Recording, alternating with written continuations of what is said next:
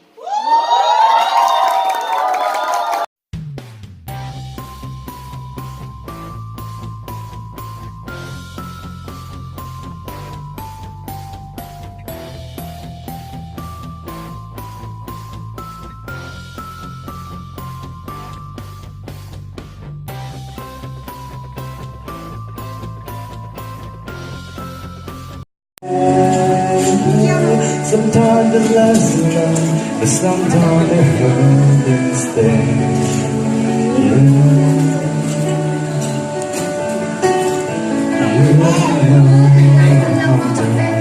time flies yesterday was plenty lost. We're gone and lost in this moment.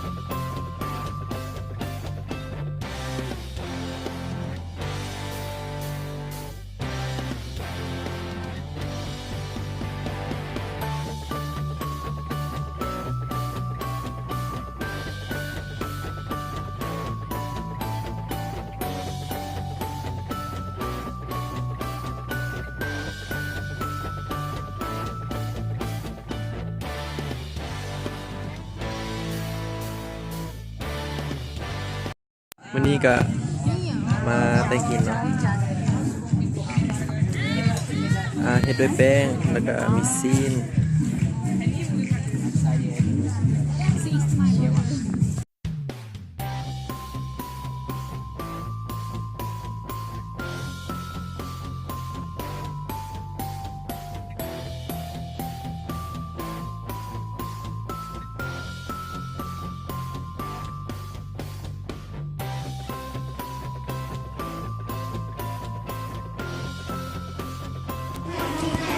อันนี้ก็เป็นระยะตอนสวยเนาะที่เด็กน้อยเป็นมาได้มากินข้าวซุ่มกันนี่แม่ครัวอาหารจานหลัก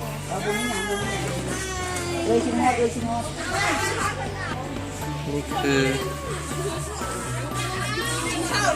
อาสาสมัครจากต่างประเทศเนาะ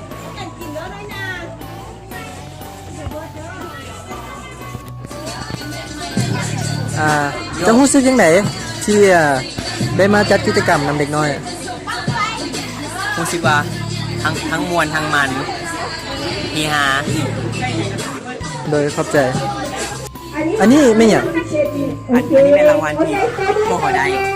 ได้จากหยัง ได้จากการแข่งขัน โดยขอบใจ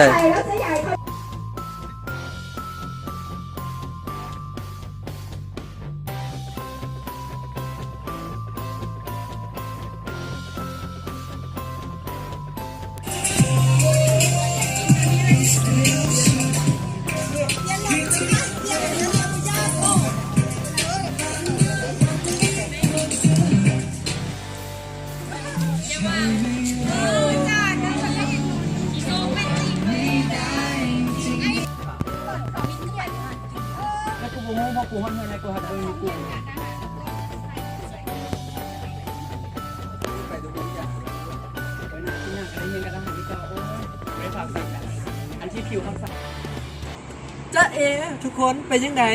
วิดีโอที่เกี่ยวกับงานอาสาสมัครฝากทุกคนเนาะงานอาสาสมัครมันเป็นงานที่แบบ